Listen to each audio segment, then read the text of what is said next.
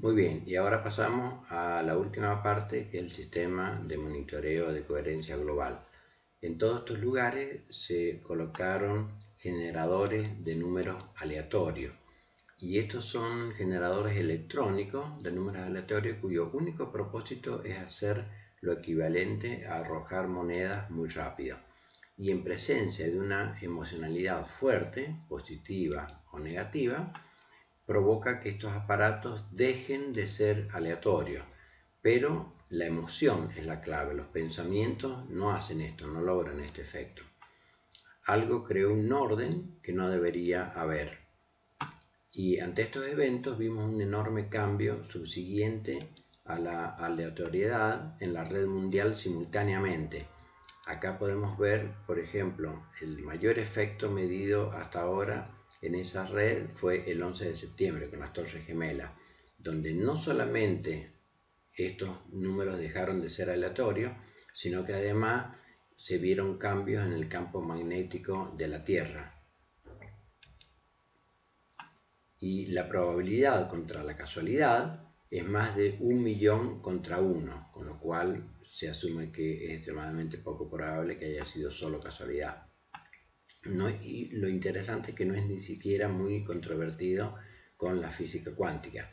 En el último encuentro vamos a ver parte de física cuántica y computación cuántica, y lo vamos a relacionar, como siempre, con el control del estrés.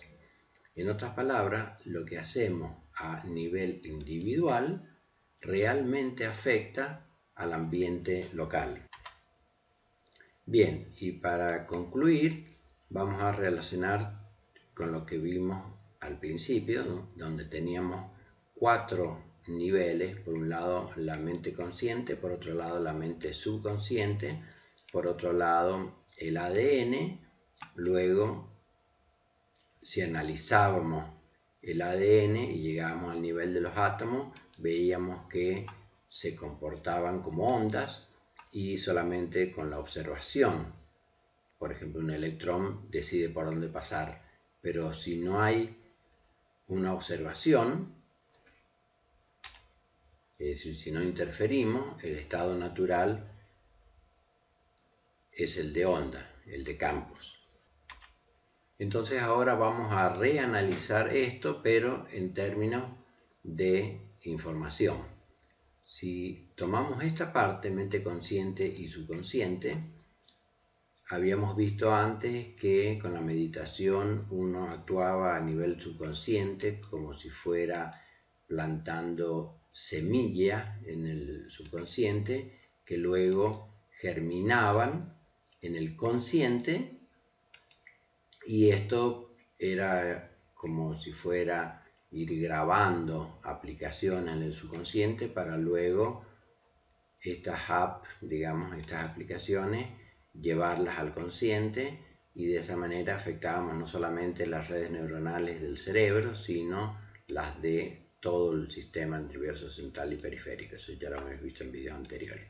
Y habíamos visto que había más flujo de información desde el corazón hacia el cerebro que viceversa. Todo eso lo analizamos en videos anteriores y está descrito en este libro. Y lo nuevo que vamos a agregar ahora es que hay varios artículos en donde intenta cuantificar, por ejemplo, el procesamiento de la mente consciente y de la subconsciente. En este artículo, el de la mente consciente nombra 40 bits por segundo, mientras que el subconsciente 40 millones de bits por segundo. Bueno, esto le puse really porque no sé hasta qué punto lo puedan calcular con tanta precisión, pero lo que me parece interesante, ahora vamos a ver algunos artículos que intentan formalizar este cálculo, pero lo que me interesa transmitir ahora es que la información que se almacena en el subconsciente es mucho mayor que la que se almacena en la mente consciente. Entonces, esto tiene una relevancia práctica relacionada con la meditación, y es que a mucha gente, a mí me pasó en particular, que cuando uno empieza a meditar, es probable que después de 1, 2, 3, 4 meses uno empiece a notar cambios positivos. Sin embargo, puede ocurrir que en los primeros meses o en el primer tiempo ocurra lo contrario, que cuando uno medita es como si me volviera más inquieto, como si tuviera más pensamiento, más flujo de pensamiento simultáneo. Y la explicación que da el budismo a esta situación es que si esta fuera la línea que divide la mente consciente del subconsciente, cuando uno medita se vuelve más consciente, es decir, varias cosas que estaban almacenadas en el subconsciente, uno empieza a comprenderlas y empieza a pasarlas a la mente consciente. Y esa es la explicación que dan, que nos permite, que nos puede suceder de que inicialmente bajemos, pero después llega un momento en que uno empieza a comprender más, uno se empieza a comprender a sí mismo mejor y entonces empieza a subir. Es decir, antes el nivel de conciencia era este y ahora el nivel de conciencia es mayor. Entonces llega un momento en que uno empieza a conocerse más a sí mismo y ahí empezamos lentamente a subir. Bien, este es un artículo que cuantifica mediante bits, es un estudio sobre las garrapatas, y entonces dice para ver cómo la teoría de la información puede describir tanto los procesos del cerebro como de la mente. Consideremos un caso de un animal muy simple, la garrapata. El mundo sensorial de la garrapata puede ser reducido a tres importantes señales sensoriales, que es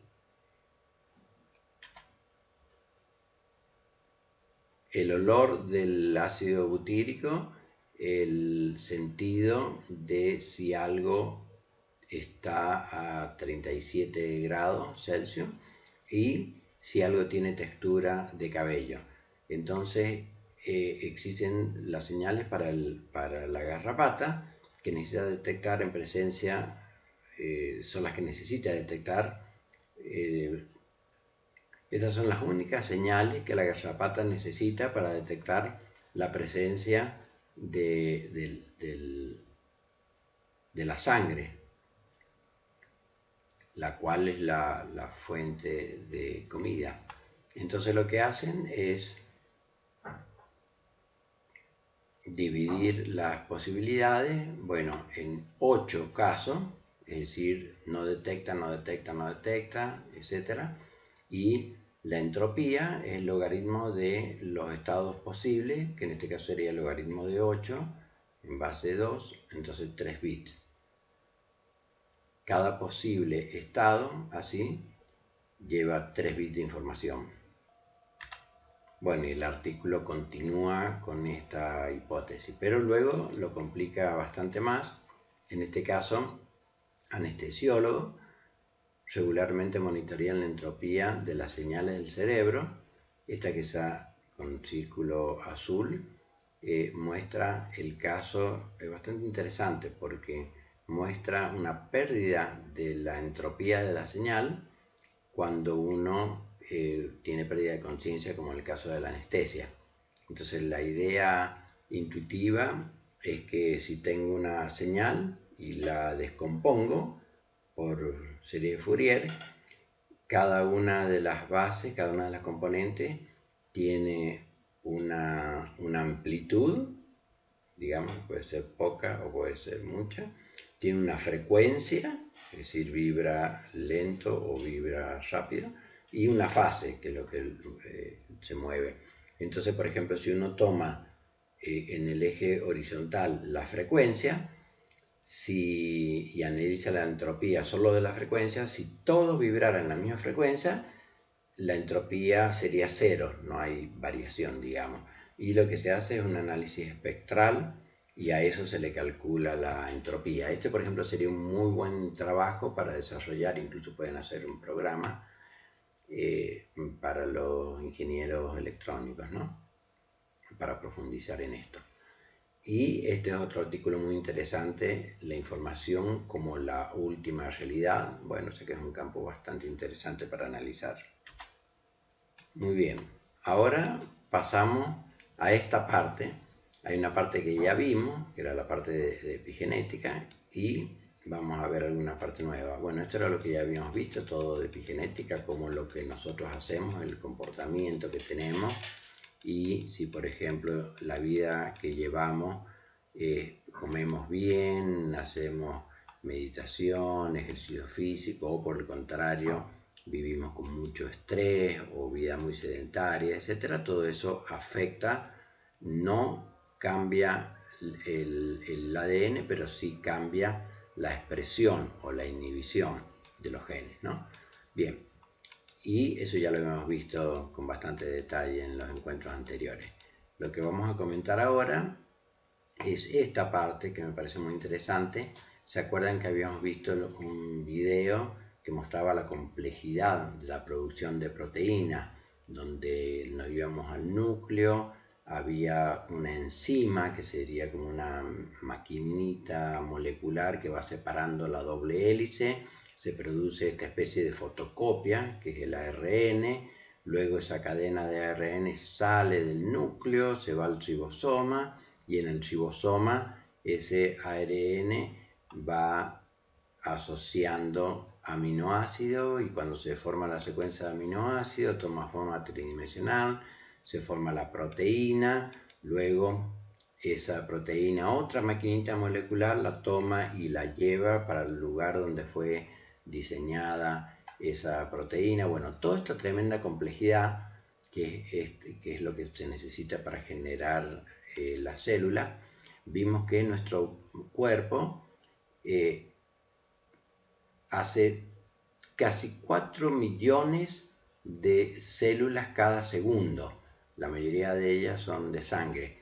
Quiere decir que en estos segundos que están transcurriendo, cada segundo que está transcurriendo dentro del cuerpo de cada uno de ustedes y del mío, este proceso se está haciendo millones de veces, y esto solamente para una proteína. Lo que necesitamos es generar toda la célula.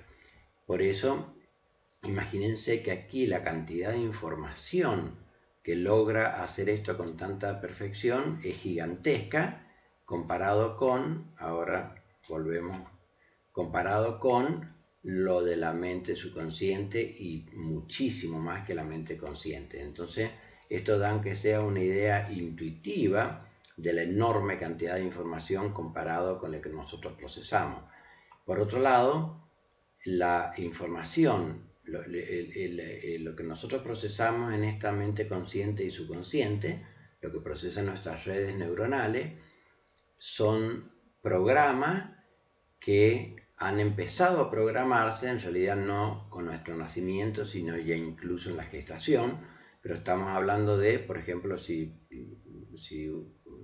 uno tiene 30 años, estamos hablando de un programa que se ha escrito durante 30 años, mientras que este código genético se ha escrito durante millones de años, porque nosotros heredamos incluso códigos que se generaron en animales.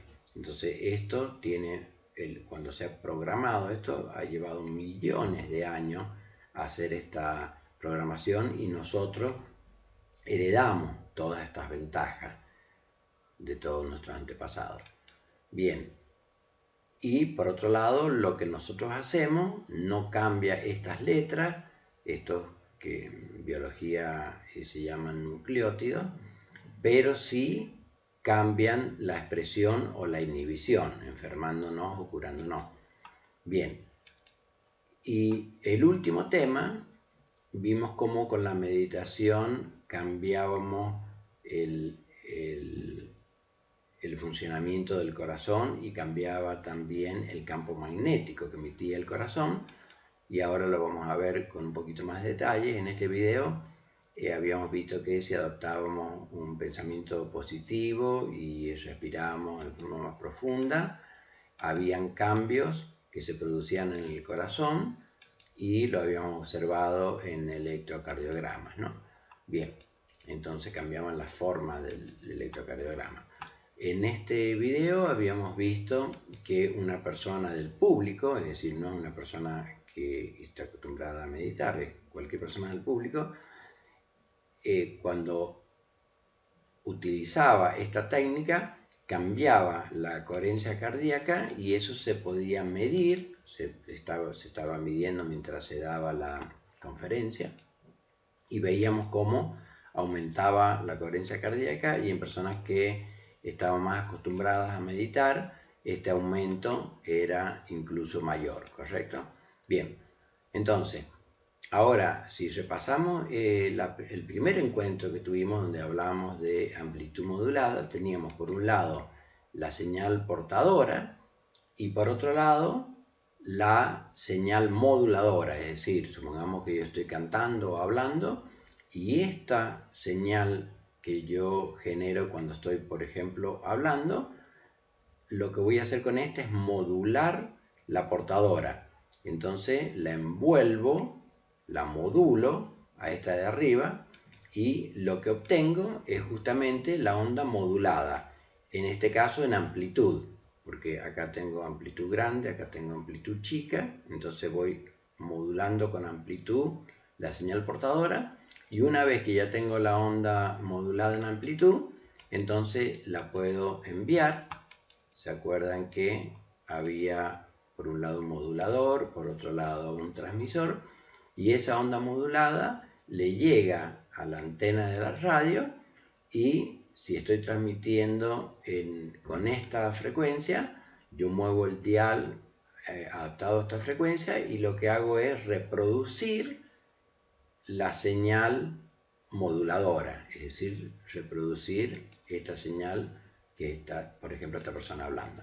Bien, en el caso de la meditación es muy interesante porque el corazón está produciendo un electrocardiograma y en el documental IAM dice las emociones modulan la señal cardíaca. Esto me pareció muy interesante si lo relacionamos con esto, porque ¿qué es lo que sería que las emociones modulan la señal cardíaca? Tenemos una señal que sería como una señal promedio, digamos, la que normalmente genera nuestro corazón, un electrocardiograma como si fuera promedio de la mayoría que tenemos nosotros, y esto sería la señal portadora. Entonces, en este caso, en la amplitud modulada, yo la envuelvo, la modulo con esta, que es la persona que habla. En cambio, en este caso, lo que voy a utilizar para modular esta onda sería el cambio que se produce, sería la emoción que estoy sintiendo en el momento que estoy meditando, la actitud que estoy teniendo. Entonces, esa actitud es la que me va a servir para modular, para darle una forma particular a esta onda que actuaría como la portadora. Entonces, en este caso, yo lo que hago es modularla con la amplitud, mientras que en este caso, esta modulación obtiene esta forma de electrocardiograma. Esta sería la señal modulada por una emoción positiva, en este caso, como amor, mientras que esta sería la señal modulada por una emoción negativa. Entonces, las emociones hacen el papel de modular un electrocardiograma, ¿no? Me pareció muy interesante esto. Entonces, lo relevante es que la cantidad de información que estoy generando con estas diferentes actitudes, es decir, con enfado o con amor, esta cantidad de información es enorme. En realidad, bueno, los físicos y los ingenieros electrónicos saben bien que la teoría de ondas se describe con ecuaciones diferenciales y esto es extremadamente complejo y involucra enorme cantidad de información. Pero no solamente eso, sino que el cambio de actitud que yo tenga, que va a modular el campo magnético de mi corazón, no va a afectarme solamente a mí, sino que también va a afectar a otras personas. Entonces, como habíamos visto antes, por ejemplo, cuando estaban estas tres personas meditando, antes de meditar, cada uno tenía su forma de electrocardiograma. Este es el electrocardiograma, pero afectado por la función, ¿se acuerdan? Que la información horizontal la tornaba vertical y entonces lo que tenía era lo que se llamaba la variabilidad del ritmo cardíaco, heart rate variability, y entonces cada uno tiene su variabilidad del ritmo cardíaco antes de que empiecen a meditar, y cuando empiezan a meditar cambia no solamente en los que están meditando, sino que también cambia en la persona que no medita. Entonces, y eso, bueno, esto fue una tesis doctoral, o sea que se puede medir, y lo que implica que todo lo que vimos antes no solamente me afecta a mí, sino que también afecta a otras personas. Y esto sucedía porque el corazón está todo el tiempo generando un campo magnético. Entonces, en términos de información, la información para este caso es muchísimo mayor que para este caso, y ni hablar de la mente consciente.